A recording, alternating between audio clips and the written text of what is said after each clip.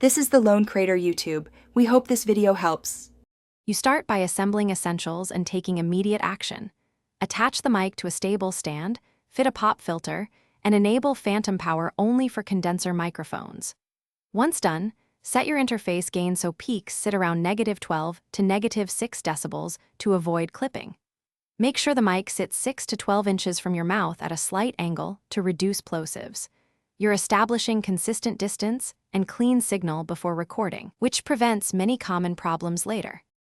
Now you refine the environment and signal path so recordings stay crisp.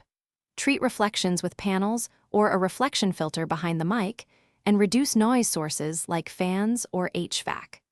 Once the room is quieter, use a balanced XLR cable into a quality audio interface rather than cheap USB mics to minimize interference and improve headroom. Make sure to monitor through low-latency headphones and set your DAW buffer between 64 and 250. You finish by capturing and cleaning the audio.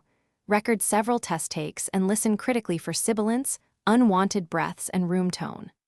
Once satisfied, apply a gentle high-pass filter at about 80 Hz to remove rumble, use subtractive EQ to cut nasality or boominess, and add light compression to even dynamics.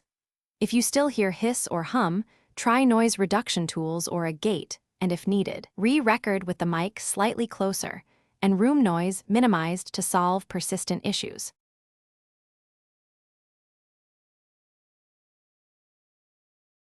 Thanks for watching. Consider subscribing if we helped you.